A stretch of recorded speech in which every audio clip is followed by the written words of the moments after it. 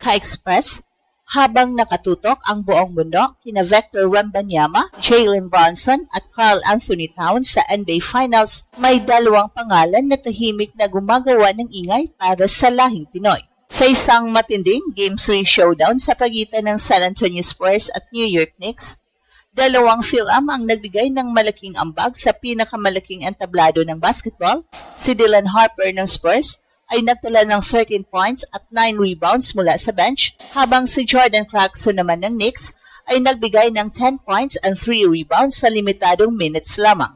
Hindi man sila ang pangunahing bida sa headlines, pero para sa maraming Pinoy, espesyal ang eksenang ito. Isipin niyo, NBA Finals na mismo ang laban, may dalawang players na may dugong Pinoy na sabay na gumagawa ng epekto sa loob ng court. At mas lalong kahanga-hanga si Dylan Harper dahil rookie pa lang siya, habang napupunta ang spotlight kina Wemby at Stephen Castle. Tahimik niyang tinulungan ang Spurs na manatiling buhay sa serya sa pamamagitan ng kanyang all-around game at energy mula sa bench. Samantala si Jordan Clarkson, ang matagal ng paborito ng Gilas fans, ay muling ipinakita kung bakit isa siya sa pinakamahusay na scoring guards na may dugong Pinoy. Nang kailangan ng Knicks ng spark sa second quarter, isa siya sa mga reserve na nagbago ng momentum ng laro. At dito nagsisimula ang nakakakilabot na tanong, eto na ba ang simula ng bagong panahon para sa mga Pinoy representation sa NBA? Habang si JC ay veterano ng kilala sa buong mundo, mukhang may paparating na bagong film star na handang pumalit sa susunod na dekada.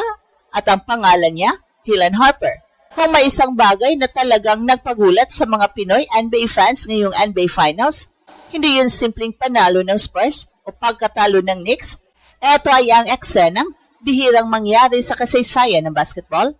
Dalawang film players na sabay na nagkaroon ng mahalagang contribution sa NBA Finals. Sa isang laban na puno ng pressure, ingay sa Madison Square Garden at milyong-milyong nanonood sa buong mundo, si Dylan Harper ay naghatid ng 13 points at 9 rebounds para sa San Antonio Spurs.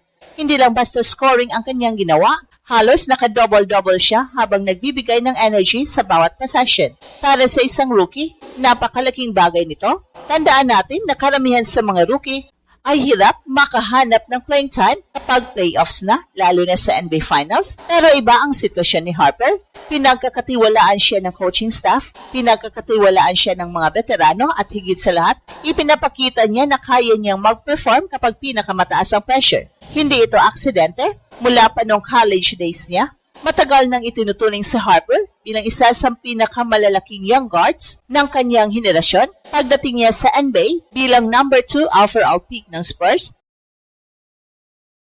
agad siyang naging bahagi ng long-term vision ng franchise kasama si Wemby. Sa kabilang panig naman, andoon si JC, maraming Pinoy ang lumaki na sinusubaybayan ang kanyang NBA journey. Siya ang naging tulay ng maraming Pinoy fans patungo sa NBA. Siya rin ang isa sa mga unang malaking pangalan na nagbigay ng pagmamalaki sa Philippine basketball community. Sa Game 3, nagtala siya ng 10 points and 3 rebounds mula sa bench. Maaring hindi ito mukhang napakalaking numero sa unang tingin, pero sa NBA Finals, bawat possession ay mahalaga, bawat basket ay may timbang. At mas lalong naging kapansin-pansin ang kanyang epekto nang sabihin mismo ng live game recap na sina Jordan Clarkson at Jose Alvarado ang tumulong magbago ng momentum para sa Knicks sa second quarter. Kaya habang ang media ay abala sa Wembanyama versus Brunson storyline, may ibang kwento na napapansin ng mga Pinoy. May simbolikong pagpapasa ng solo, isang veteranong film star at isang batang film phenom, magkaibang kupunan, magkaibang henerasyon, pero parehong nasa pinakamalaking entablado ng basketball. At para sa mga Pinoy sa buong mundo, sapat na yun para kilabutan dahil bihira nating makita ang dalawang may dugong Pinoy na parehong may epekto sa NBA Finals. At ito pa lang ang simula ng mas malaking kwento at ang mas lalong nakakagulat kapag tiningnan natin ang mas malalim na larawan dahil hindi lamang simpleng 13 points at 9 rebounds ni Dylan Harper o 10 points ni Jordan Clarkson ang pinag-usapan dito. Ang tunay na kwento ay kung ano ang kinakatawan ng kanilang presensya sa NBA Finals. Pero sa loob ng maraming dekada, bihira mabanggit ang Pilipinas kapag usapang NBA Superstars. Yes, nagkaroon tayo ng mga paboritong manlalaro na may dugong Pinoy. Yes, nagkaroon tayo ng mga pagkakataong makita ang bandera ng Pilipinas sa pinakamalaking liga sa mundo. Pero iba ang sitwasyon ngayon. Ngayon, hindi na lang isa.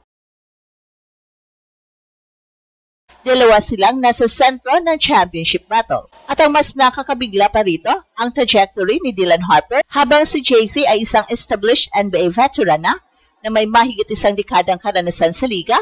Si Harper naman ay kakapasok pa lamang sa NBA at agad ay nasa final stage na.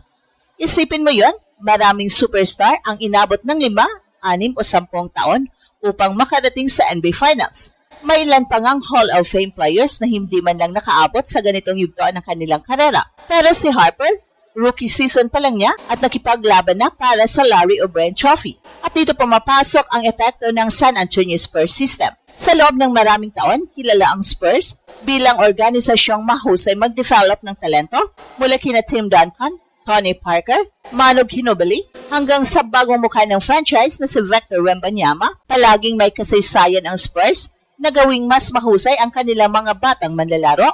At ngayon, isa si Dylan Harper sa susunod na malaking project ng organization. At habang lumalalim ang final series, lalong tumataas ang kumpiyansa ng coaching staff sa kanya. Hindi siya tinatrato bilang ordinaryong rookie. Tinatrato siya bilang isa sa mga piyesa ng kinabukasan ng Spurs. Samantala sa kabilang kampo, ibang klase rin ang kahalagahan ni JC. Sa edad at karanasang meron siya ngayon, alam na niya kung gaano kahirap makarating sa NBA Finals. Naranasan niya ang pagiging sixth man, naranasan niya ang pagiging scorer, naranasan niya ang pagiging franchise spark plug, at ngayon ginagamit niya ang lahat ng kanyang natutunan upang tulungan ang Knicks sa pinakamahalagang serye ng kanilang season.